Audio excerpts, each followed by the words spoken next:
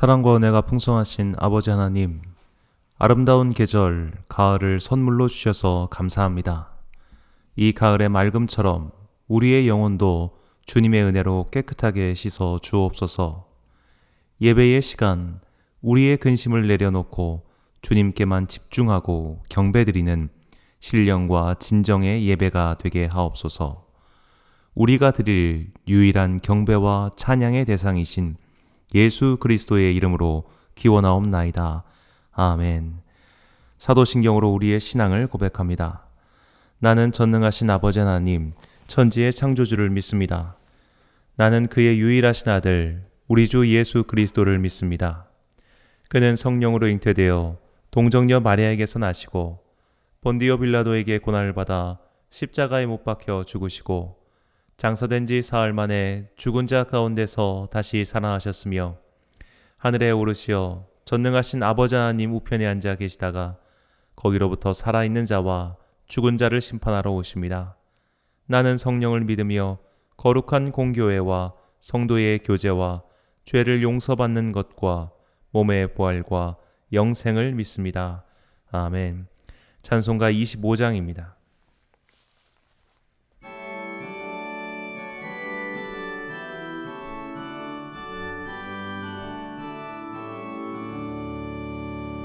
면류관 벗어서 주 앞에 드리세. 저 천사 기쁜 노래가 온 땅에 퍼지네. 내 혼아 깨어서 주 찬송하여라. 온 백성 죄를 속하신 만왕의 왕이세. 면류관 벗어서 주 앞에 드리세. 그 손과 몸의 상처가 영광 중 빛나네. 하늘의 천사도 그 영광 보고서 고난을 신비하고자 늘은 모아도다. 면류관 벗어서 주 앞에 드리세. 온 세상 전쟁 그치고 참 평화 오겠네. 주 보좌 앞에서 온 백성 엎드려 그 한량없는 영광을 늘 찬송합니다. 아멘.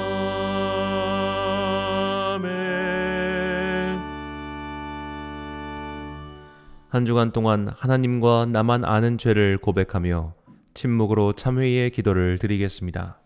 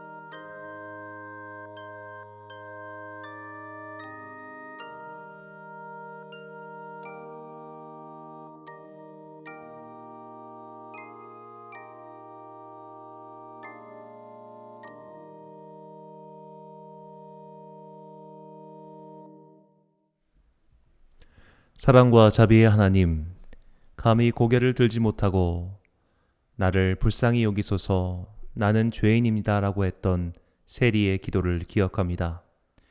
열심히 예배드려서 구원을 얻은 것이 아닙니다. 열심히 헌금을 해서 구원을 얻은 것도 아닙니다. 자신을 희생해서 의를 이루었기 때문에 구원을 얻은 것도 아닙니다. 오직 예수 그리스도의 은혜로 구원을 얻었다는 것을 잊지 않게 도와주십시오. 깨끗하게 살아도 우리는 죄인입니다. 윤리적으로 살아도 우리는 죄인입니다. 우리가 죄인이었으며 이 죄에서 건져주신 분이 바로 예수 그리스도라는 것을 잊지 않도록 성령 충만의 은총을 내려 주십시오. 우리의 죄악과 부족함에도 불구하고 다시 기회를 주셔서 감사합니다. 우리 앞에 선물로 주신 하루하루의 삶을 진실함과 은혜로 엮어갈 수 있도록 도와주십시오.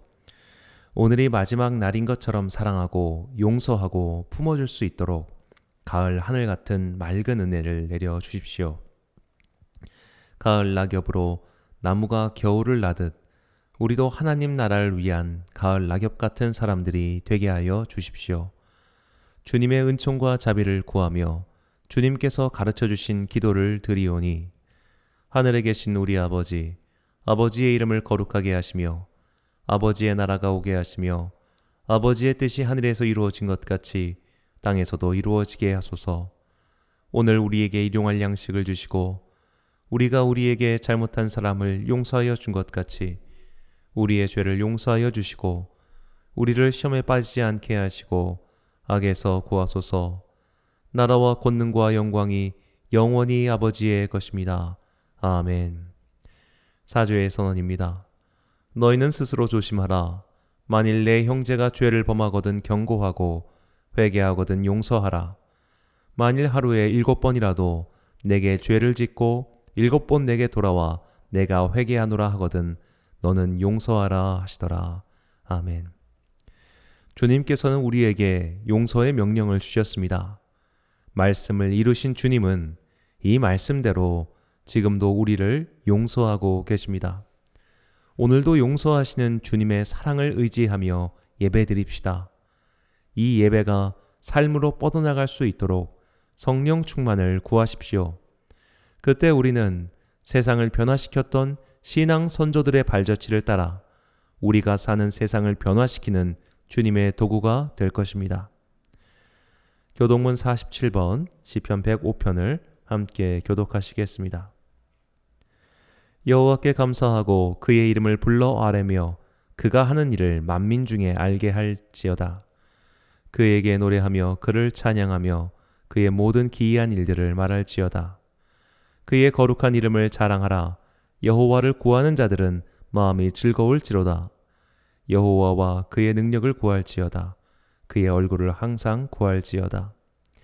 그의 종 아브라함의 후손 곧 택하신 야곱의 자손 너희는 그가 행하신 기적과 그의 이적과 그의 입의 판단을 기억할지어다. 그는 여호와 우리 하나님이시라. 그의 판단이 온 땅에 있도다. 그는 그의 언약 곧 천대에 걸쳐 명령하신 말씀을 영원히 기억하셨으니 이것은 아브라함과 맺은 언약이고 이삭에게 하신 맹세이며 야곱에게 세우신 율례 곧 이스라엘에게 하신 영원한 언약이라. 이르시기를 내가 가나안 땅을 내게 주어 너에게 할당된 소유가 되게 하리라 하셨도다. 아멘. 성경 오늘 우리에게 주신 하나님의 말씀은 디모데전서 1장 14절부터 17절 말씀입니다. 디모데전서 1장 14절부터 17절 말씀.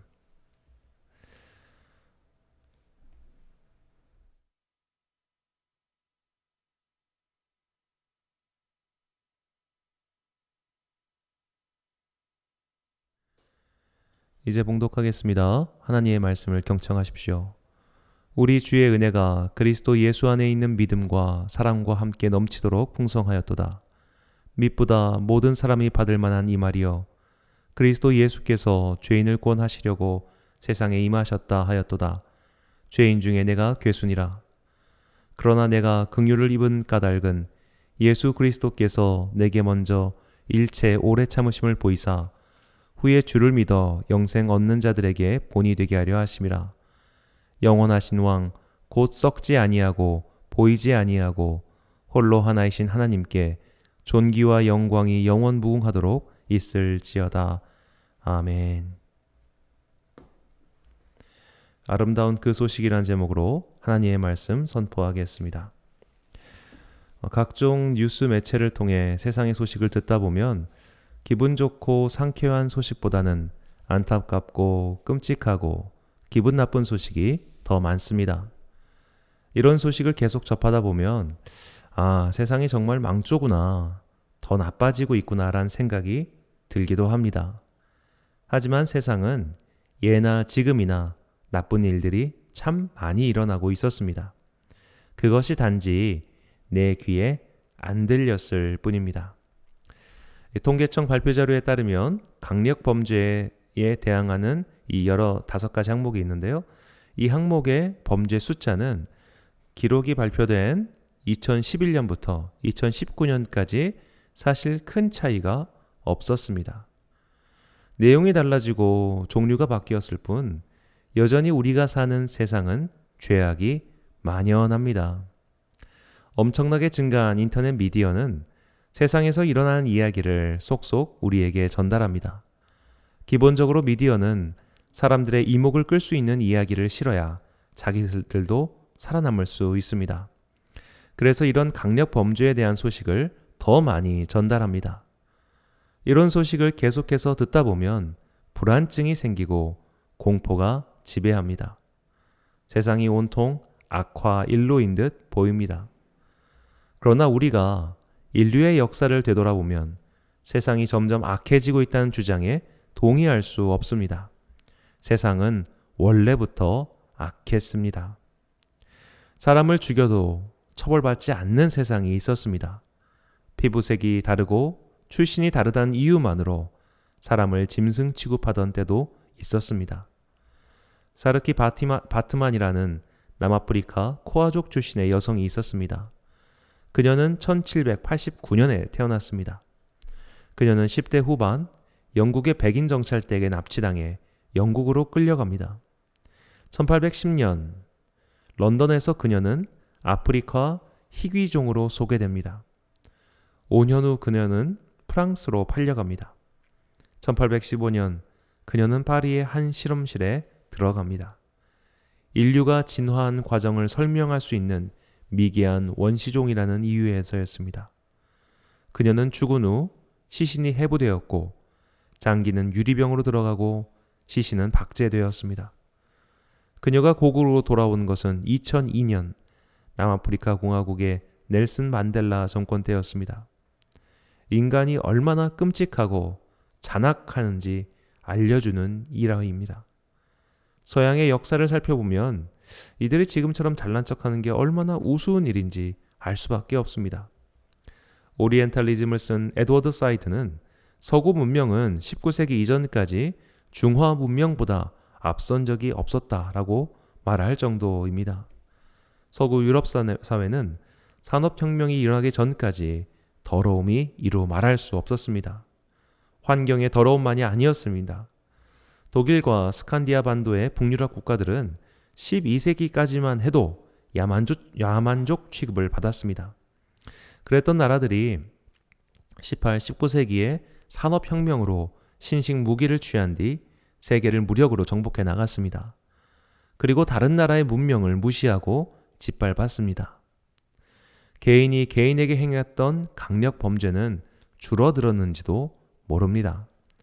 그러나 민족과 민족이 국가가 국가에게 자행하는 그 엄청나고도 끔찍한 일들은 과거부터 지금까지 사실 별로 변한 것이 없습니다.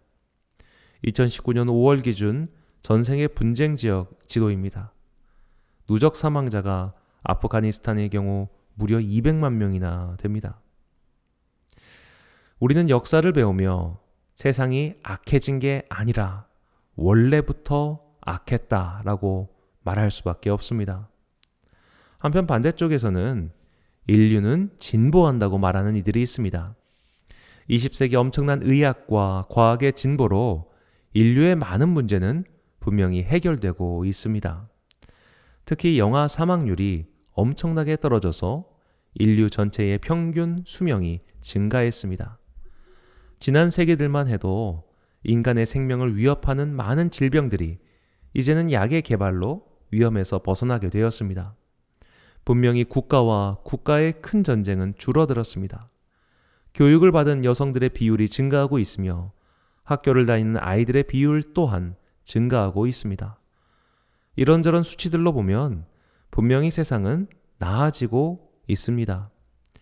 지구 환경의 문제가 심각하지만 이 심각한 문제를 인지하고 머리와 가슴을 맞대고 해결하려는 노력 또한 활발합니다. 이런 것만 보면 인간의 역사는 진보하고 있다는 소리에 힘이 실리는 듯 합니다. 하지만 엄청난 빈부의 격차, 그리고 허상의 숫자 위에 세워진 경제는 근본적으로 우리가 사는 세상이 빈약한 터전 위에 있음을 증명합니다. 은행을 생각해 보겠습니다. A라고 하는 사람이 은행에 돈을 맡깁니다. 은행은 그 돈을 B라는 사람에게 대출해 줍니다. 그리고 B에게 이자를 받고 그 이자 중 일부를 돈을 맡긴 A에게 줍니다. 누구나 알 수 있는 예금과 대출의 원리입니다. 이 원리대로라면 은행은 자기가 가지고 있는 돈만 대출해 줄 수 있습니다. 그러니까 예금 총액이 대출 총액과 같거나 혹은 대출 총액이 예금 총액을 넘어서선 안 되겠죠. 하지만 은행은 자신이 갖고 있는 돈보다 훨씬 많은 금액을 대출해 주고 있습니다. 2020년 2, 4분기 우리나라 가계대출은 1,545조입니다. 그럼 이 정도의 금액을 시중의 은행이 갖고 있을까요? 이렇게 복잡한 금융 지식을 저도 설명할 재주는 없습니다. 한 가지 확실한 것은 경제는 신용이라는 허상 위에 춤추고 있을 때가 너무나 많다는 겁니다. 이것을 보여주는 것이 미국발 경제위기, 소위 서브프라임 모기지 사태입니다. 이 금융경제는 저 같은 문외한이 설명하기엔 너무나 복잡합니다. 이 금융권은 일반인들은 도저히 이해할 수 없는 복잡한 파생 상품을 팔았고 결국 망했다. 이게 서브프라임 모기지 사태의 결말입니다. 인터넷에 나온 설명을 빌려 간단히 사태를 설명한다면 제가 이해하는 선에 설명한다면 이렇습니다. 2001년 미국의 저금리 정책이 시작됩니다. 그러자 자본이 부동산으로 몰렸습니다. 부동산 가격이 상승합니다. 너도 나도 대출을 받아서 집을 마련했습니다. 이 대출금은 집값이 오를 것이니 나중에 집을 팔아서 갚으면 된다는 생각으로 마구 대출을 받아 집을 샀습니다. 그러니까 이제 집을 구매할 사람이 줄어듭니다. 집값이 폭락합니다. 그리고 집단 파산이 이어졌습니다. 이 과정이 7년 동안 이루어진 것이죠. 자, 이런 식입니다. 이런 일들을 볼 때 인류가 과연 진보하고 있다고 말할 수 있을까요? 우리는 진보하는 것이 아니라 이전 세대와 다른 문제를 직면하고 있을 뿐입니다. 그 대표적인 문제가 지금 우리가 겪고 있는 코로나19 사태 아니겠습니까? 역사가 나빠진다는 자세는 온당치 못합니다. 인간의 역사는 처음부터 죄악이었습니다. 역사가 진보한다는 자세도 합당치 못합니다. 문제의 종류만 바뀔 뿐 항상 죄의 문제는 있었습니다. 예로부터 지금까지 많은 사람들은 사람들이 지혜를 모으면 문제를 해결할 수 있다고 믿어왔습니다. 그리스의 철학자들은 좋은 철학자가 지도자가 되면 문제가 해결될 것이라 믿었습니다. 이런 믿음의 구현자가 알렉산더 대왕이었습니다. 아리스토텔레스의 제자인 알렉산더는 이 헬레니즘의 철학을 구현하는 최적의 인물이었습니다. 그래서 이 우수한 문명을 전파하기 위해 동쪽으로 계속 진군합니다. 그의 말굽 아래 희생된 사람이 도대체 몇 명이겠습니까? 좋은 지도자가 나오면 일시적으로 문제가 해결될 것 같습니다. 세종대왕 같은 인물이 계속해서 나온다면 나라가 얼마나 좋겠습니까? 그러나 그런 일은 일어나지 않습니다. 세종의 아들인 수양대군이 조카를 죽이고 왕위에 오르는 것을 보십시오. 그를 따르던 무리들은 고관대작의 자리를 차지하고 많은 사람을 죽였습니다. 일시적으로 문제가 완화될 수 있어도 근본적으로 인간은 죄의 문제에서 벗어날 수 없음을 우리는 매번 보지 않습니까? 역사를 통해 배울 수 있는 가장 큰 진리는 출제 유형만 바뀔 뿐 문제는 항상 있다는 겁니다. 이것이 하나님과 멀어진 인류가 걸어온 길입니다. 성경은 인간이 죄를 범함으로 하나님과 멀어졌고 이것이 모든 문제의 출발점이라고 분명히 말하고 있습니다. 로마서 5장 12절 말씀입니다. 그러므로 한 사람으로 말미암아 죄가 세상에 들어왔고 죄로 말미암아 사망이 들어왔나니 이와 같이 모든 사람이 죄를 지었으므로 사망이 모든 사람에게 이르렀느니라. 아멘. 사망은 한 개인의 죽음을 뜻하기도 하지만 모든 죄의 결과를 가리키는 말이기도 합니다. 죄로 인해 하나님과 멀어진 인류는 서로를 착취하고 괴롭히고 죽였습니다. 성경은 이 과정을 담담하게 보여주고 있습니다. 심지어 하나님께서 직접 그들을 구원하셔도 인간은 여전히 인간으로 남은 채 죄를 저질렀습니다. 인류의 두 번째 시조는 노아입니다. 노아의 자손만 빼고 모든 생명이 멸절되었습니다. 새로운 인류는 노아의 후손으로 세상에 뻗어나갔습니다. 그렇게 세상으로 뻗어나간 인류가 모여서 한 일이 바벨탑을 쌓은 겁니다. 하늘에 닿을 탑을 쌓겠다는 어리석음, 영원히 그들의 이름을 남기고 권력의 탑을 쌓겠다는 이 어리석음을 하나님이 심판하셨습니다. 이것이 하나님의 구원을 받아 새로운 출발을 하게 된 인류가 범한 일입니다. 새롭게 시작했지만 이전과 다를 것이 없었습니다. 자신에게 피해를 입힌 자들에게는 77배나 되는 벌을 내리겠다는 람에게 노래와 다를 것이 하나도 없는 일이 벌어졌습니다. 노아, 아브라함, 모세, 다윗처럼 하나님의 적극적인 개입과 은혜로 구원받은 자들과 그들의 후손도 결국 죄의 결과에서 벗어나지 못했습니다.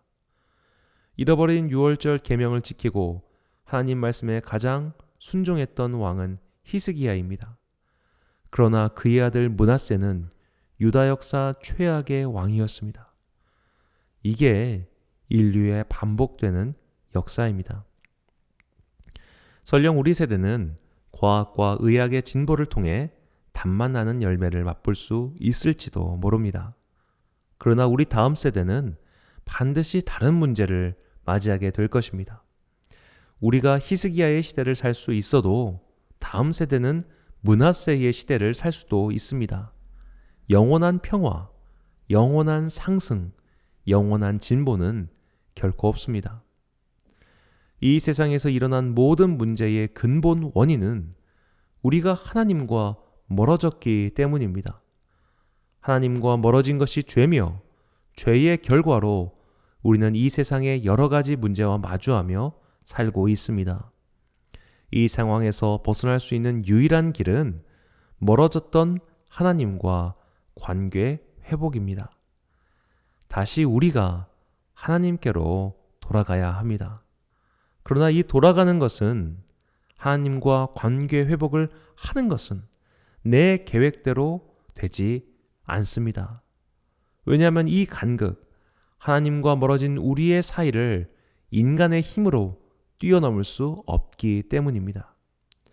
출애굽기를 보면 하나님의 임재 장면이 3번 나옵니다. 호렙산의 떨기나무, 시내산의 임재, 성막의 임재입니다. 떨기나무 앞에서 모세와 만나셨을 때 하나님께서는 이렇게 말씀하십니다. 출애굽기 3장 4절에서 5절입니다. 여호와께서 그가 보려고 돌이켜 오는 것을 보신지라 하나님이 떨기나무 가운데서 그를 불러 이르시되 모세야 모세야 하시매 그가 이르되 내가 여기 있나이다. 하나님이 이르시되 이리로 가까이 오지 말라. 내가 선 곳은 거룩한 땅이니 내 발에서 신을 벗으라. 하나님께서는 모세에게 가까이 오지 말라고 경고하십니다. 인간은 하나님께 가까이 갈 수 없습니다. 가면 죽습니다. 존재를 유지하지 못합니다. 태양을 향해 날아간 이카루스가 땅에 떨어지듯 인간은 신을 볼 수도 없고 인지할 수도 없습니다. 그 거대한 존재에 다가가면 정신을 잃어버립니다. 형체를 유지할 수 없습니다. 이 우주에서 가장 강한 끌어당기는 힘을 가진 블랙홀 앞에 가면 별조차도 사라지듯 하나님 앞에 감히 인간이 설 수 없습니다.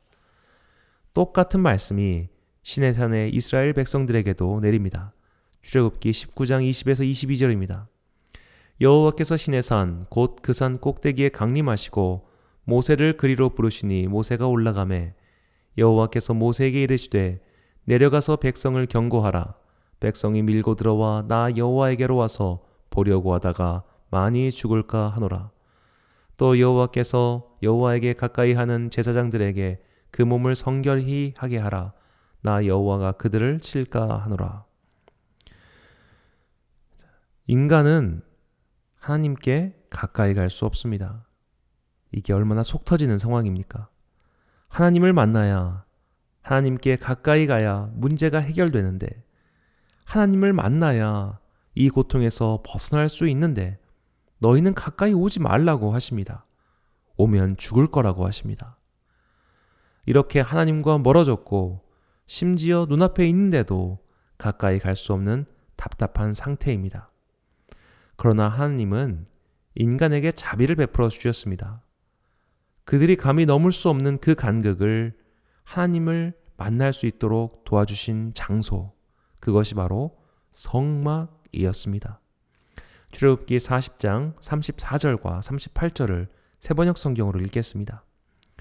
그때의 구름이 회막을 덮고 주님의 영광이 성막에 가득 찼다. 그들이 길을 가는 동안에 낮에는 주님의 구름이 성막 위에 있고 밤에는 구름 가운데 불이 있어서 이스라엘 온 자손의 눈앞을 밝혀 주었다. 아멘. 하나님께서 성막에 임재하셨습니다. 그래서 이스라엘 백성은 임재하신 하나님과 동행할 수 있었습니다. 우리가 갈 수 없으니 그분이 오신 겁니다.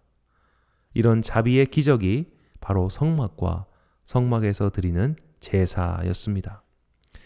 이스라엘 민족을 위한 성막과 제사 제도가 사라진 이후에 하나님께서는 온 인류를 위한 성전과 제사를 마련해 주셨습니다. 그분이 바로 예수 그리스도이십니다. 히브리서 7장 24절에서 28절을 새번역 성경으로 읽겠습니다. 그러나 예수는 영원히 계시는 분이므로 제사장직을 영구히 간직하십니다. 따라서 그는 자기를 통하여 하나님께 나아오는 사람들을 완전하게 구원하실 수 있습니다. 그는 늘 살아계셔서 그들을 위하여 중재의 간구를 하십니다. 예수는 이러한 제사장으로 우리에게 적격이십니다. 그는 거룩하시고 순진하시고 순결하시고 죄인들과 구별되시고 하늘보다 높이 되신 분입니다.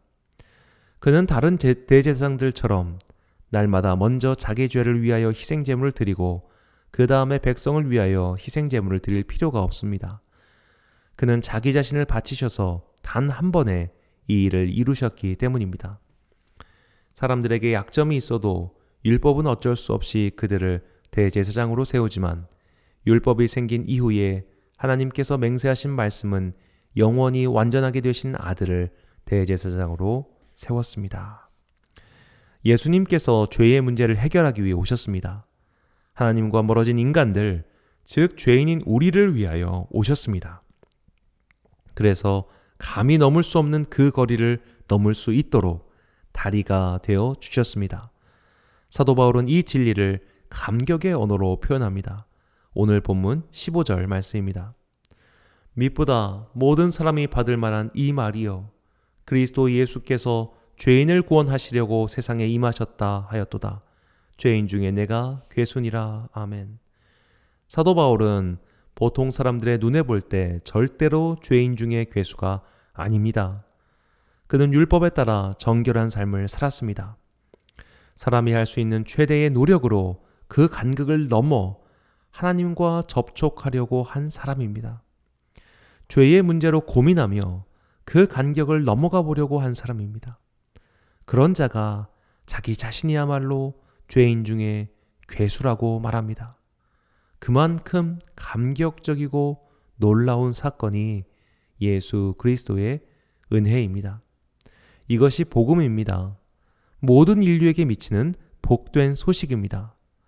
내가 노력해서 얻을 수 있다면 그것은 보상이지 복음이 아닙니다. 하나님의 율법에 따라 선하게 산 사람들이 얻을 수 있는 보상이라면 그것은 그냥 주신 은혜가 아닙니다. 이제 그리스도 예수를 믿는 사람들, 그분이 나의 주님이라고 고백하는 자들에게는 이 복음의 선물이 값없이 주어졌습니다. 사도 바울은 이것을 깨달았습니다. 그래서 은혜의 복음을 사람들에게 전했습니다.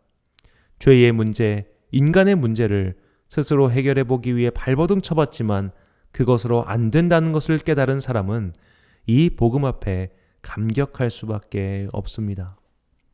히포의 주교였던 아우구스티누스도 이것을 발견했습니다. 그는 인간의 내면의 문제를 해결해 보고 싶었습니다. 내면에서 자신을 괴롭히는 죄와 고통의 문제를 해결해 보고 싶었습니다. 그래서 철학을 배웠습니다. 그래서 이교도인 마니교에도 가입해 봤습니다. 그러나 해결되지 않았습니다. 결국 그도 그리스도 예수의 복음을 만났을 때 참 평화와 자유가 찾아왔습니다. 마르틴 루터도 그런 사람이었습니다. 친구의 죽음을 목도한 루터는 죄를 심판하시는 하나님이 너무나 무서웠습니다. 그래서 죄를 짓지 않기 위해 발버둥을 쳐봤습니다. 그럴수록 죄의 사슬이 그를 더욱 꽁꽁 싸맸습니다. 20년 동안 그는 아우구스티누스 수도회의 수도승이었습니다. 하지만 수도승의 처절한 삶도 그를 죄의 문제에서 벗어나게 해주지 못했습니다. 오직 복음, 그리스도 예수를 믿는 믿음만이 하나님과의 관계를 회복시켜주는 유일한 길이라는 것을 깨달았을 때 그는 자유함을 얻었습니다. 이것이 중생, 거듭남의 은혜입니다. 이 은혜는 노력으로 주어진 것이 아닙니다. 선천적으로 타고나는 것도 아닙니다. 능력 있는 자는 받고 능력 없는 자는 얻지 못하는 것도 아닙니다. 오직 주의 이름을 부르는 자에게 다 선물로 주십니다. 사도행전 2장 21절과 38절에서 39절의 말씀입니다. 누구든지 주의 이름을 부르는 자는 구원을 받으리라 하였느니라. 베드로가 이르되 너희가 회개하여 각각 예수 그리스도의 이름으로 세례를 받고 죄사함을 받으라. 그리하면 성령의 선물을 받으리니 이 약속은 너희와 너희 자녀와 모든 먼데 사람 곧 주 우리 하나님이 얼마든지 부르시는 자들에게 하신 것이라 하고 아멘. 주의 이름을 부른다는 것은 예수 그리스도를 나의 구주로 고백하는 것입니다. 오직 그분만이 죄의 문제, 인류의 문제를 해결하고 하나님과 멀어진 우리를 다시 그분께로 인도할 뿐이라는 고백입니다. 이 고백은 오직 회개한 사람만이 할 수 있습니다.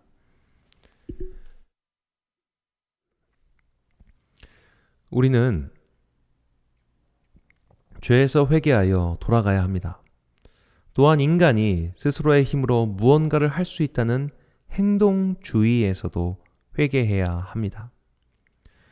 우리는 우리의 무익함을 고백하고 나의 의지와 능력을 하나님 앞에 내려놓을 때 하나님께서 우리를 사용하셔서 죄악 세상의 등대가 되게 하십니다. 하나님께서는 우리가 희망 없는 상태에 머물길 원하지 않으십니다. 세상은 썩었어. 아무것도 할 수 없어. 인간은 다 악해 빠졌어.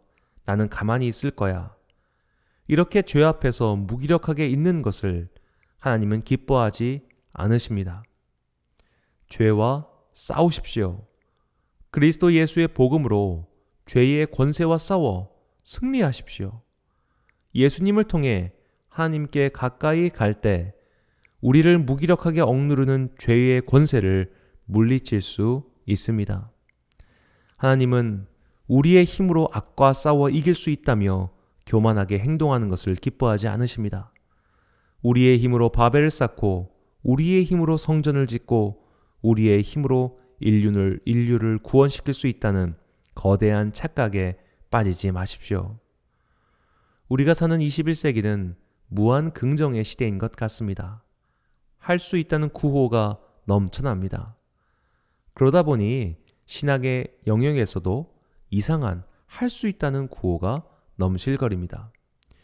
열심히 교육받고 봉사하면 성령님을 만나고 죄의 문제를 해결받고 새 사람이 될 수 있다란 행동주의, 공로주의 신앙이 많이 퍼져 있습니다. 아무리 신앙 프로그램을 많이 이수했어도 죄의 문제를 해결할 수 있는 것이 아닙니다. 성경을 수백 번 읽어도 죄의 문제가 해결되는 것이 아닙니다. 예수님 당시 그 누구보다도 성경 말씀을 잘 알고 있었으며 신앙 훈련을 열심히 했던 사람들이 바리새인들이었습니다. 그런 바리새인들은 예수님은 외식하는 자들이라고 하셨습니다. 우리의 힘으로 자신을 그리고 인류를 더 좋은 곳, 더 높은 곳, 더 빛나는 곳으로 인도할 수 있다는 우상 숭배를 타파해야 합니다. 사랑하는 로뎀 교회의 성도 여러분, 세상에 만연한 악에 기죽지 마십시오. 악의 현실 때문에 좌절하지도 마십시오. 이 세상은 썩었어라고 염려하며 실망하며 세상과 등을 돌리게 하는 것은 마귀의 책략입니다. 하나님께서 이 창조 세계를 사랑하셔서 그의 아들 예수 그리스도를 보내셨습니다. 모든 악은 그리스도 예수 앞에서 이미 패배하고 사라졌습니다. 그리스도인은 염세적인 세계관에 갇힌 사람이 아닙니다. 그리스도의 십자가 승리를 바라보십시오. 우리 주님께서 악의 권세를 이미 이기셨고 죄의 문제를 이미 해결하셨다는 것을 꼭 기억하시고 이 세계에 복음을 전하시길 바랍니다. 무엇보다 인류의 지혜와 힘을 모아 이 세계의 문제를 해결할 수 있다는 낙관론에 속지 마십시오. 그것은 인류를 신의 반열에 올리고자 하는 교만과 우상 숭배가 혼합된 죄악입니다. 인간은 절대 스스로를 구원할 수 없습니다. 일시적으로 문제가 해결될 것처럼 보여도 히스기야의 평안 후 므낫세의 죄악이 이어진 것처럼 결국 인류는 새로운 문제에 봉착하고 말 것입니다. 우리를 죄의 문제에서 죄의 문제로 파생된 수많은 문제에서 해결해 주실 분은 오직 그리스도 예수뿐입니다. 그분만이 하나님과 멀어진 우리를 구원하셔서 우리를 끈덕지게 괴롭히는 죄의 사슬에서 해방시켜 주십니다. 이 주님의 이름을 부르는 모든 자들에게 구원이 임하게 될 것입니다. 하나님의 복음 예수 그리스도를 나의 구주로 영접하고 고백하며 우리의 영혼을 괴롭히는 죄의 문제로부터 구원받는 여러분과 제가 되길 간절히 소원합니다. 기도하겠습니다. 사랑과 은혜가 풍성하신 아버지 하나님, 하면 된다, 할 수 있다는 거대한 착각 속에서 살았습니다. 열심히 노력하면 의인이 될 수 있으리라 생각했습니다. 함께 힘을 모아 죄로 망가진 세상을 고칠 수 있으리라 생각했습니다. 우리의 교만을 용서해 주옵소서. 세상도 악하고 인간도 악하고 그래서 희망이 없다고 생각했습니다. 그래서 세상에 관심을 끄고 나에게만 몰두했습니다. 하나님께서 사랑하신 세상을 외면하고 나만을 위해 살았던 죄를 용서하여 주옵소서. 죄로 인해 망가진 세상을 다시 돌릴 방법은 오직 하나님께 돌아가는 것 외에는 없음을 잊지 않게 하옵소서. 다른 이가 아닌 나로부터 예수 그리스도를 나의 주님으로 고백하며 회개합니다. 주님께로 돌아섭니다. 이렇게 한 사람 한 사람이 주님께로 돌아가는 것이 유일한 문제의 해답임을 깨닫게 해주셔서 감사합니다. 희망이 없다는 자들에게 그리스도의 복음을 전하게 하옵소서. 뭐든지 할 수 있다는 교만한 자들에게 그리스도의 복음을 전하게 하옵소서. 예수 그리스도께서 하나님과 인간 사이를 연결해 주셨으며 죄를 회개하고 주님을 영접하는 자는 모두 구원을 얻는다는 이 복음의 소식을 항상 잊지 않고 전하는 주님의 사람들이 되게 하옵소서. 그렇게 변화된 자들을 통해서만 하나님 나라가 이 땅에서 이루어질 줄 믿습니다. 변화될 우리를 사용하시어 주님의 뜻을 이루시옵소서. 이 모든 말씀 우리에게 복음을 주시려 이 땅에 오신 예수 그리스도의 이름으로 기도합니다. 아멘. 찬송가 407장 찬양하겠습니다.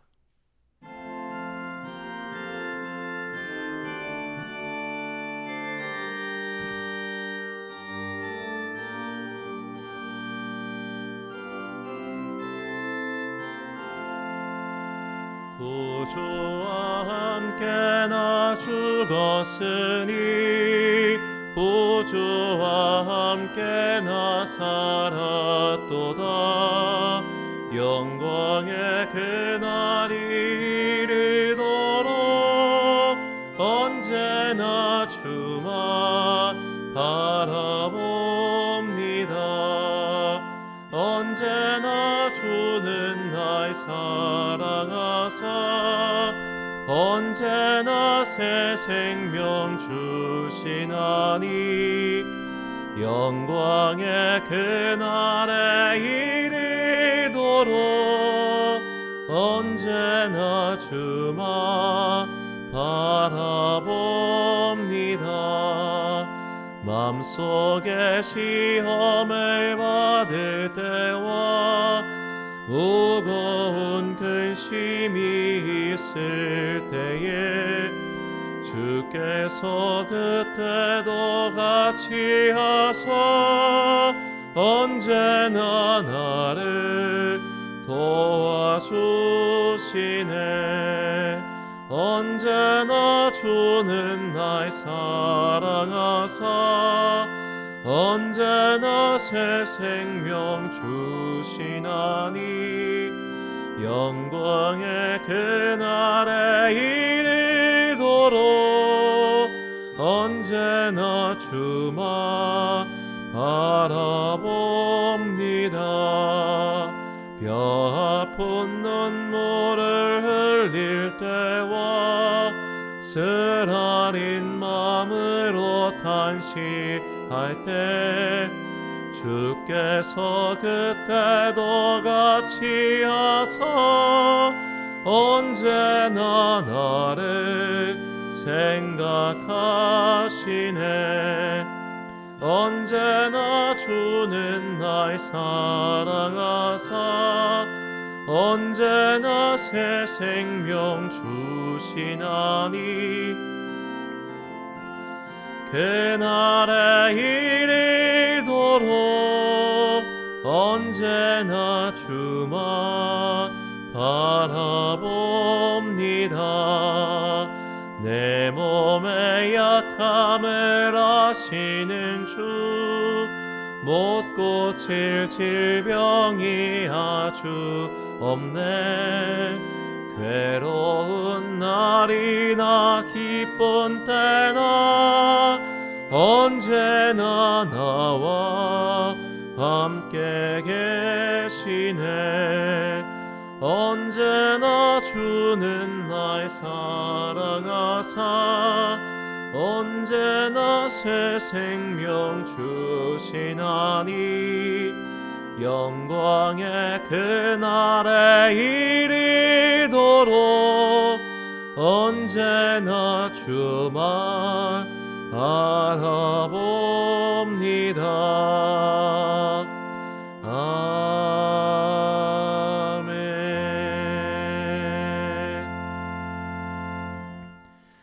지난주 헌금하신 분들입니다. 주정헌금 김종학 집사님 가정에서 섬기셨습니다.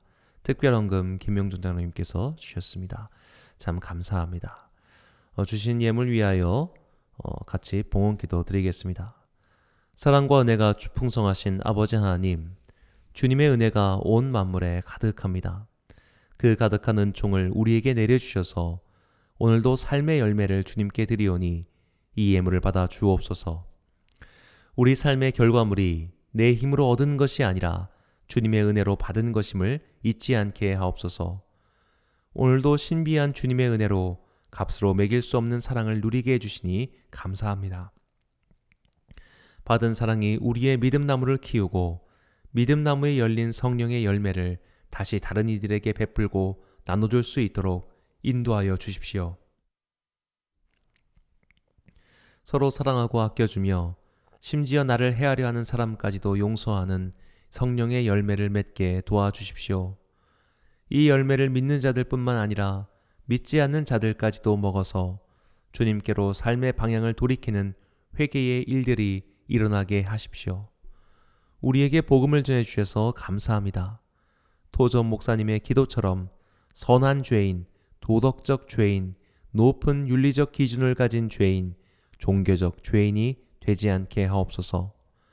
죄에서 구원을 얻을 수 있는 것은 오로지 예수 그리스도의 십자가뿐임을 깨닫게 해주시고 회개하고 성령의 선물을 받은 중생한 그리스도인이 되게 하옵소서. 오늘도 각자 열매를 가지고 주님께 나온 성도들을 기억하시고 은총을 베풀어 주십시오. 이 예물을 드리는 것은 우리의 영혼이 이 세상의 돈과 명예, 성공에 있지 않음을 증거함이오니 이 예물을 받아 주옵소서. 참 좋으신 우리 주님께서 하늘의 신령한 것과 땅의 풍성한 것으로 매일매일 채워주심을 믿사오니 주님께 드리는 것을 두려워하지 않는 성도가 되게 하옵소서. 다시 한 주를 시작합니다. 삶의 자리에서 지치거나 두려워하거나 낙심하지 않도록 성령님께서 우리의 발목과 허리에 새 힘을 주옵소서. 주님의 사랑으로 다시 시작하는 이 한 주를 더욱 힘차게 살기를 원하오며 이 모든 말씀 우리를 구원하신 예수 그리스도의 이름으로 기도합니다. 아멘. 파송의 말씀 드리겠습니다.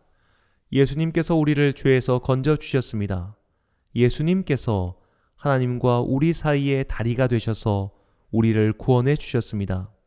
내 힘이 아닙니다.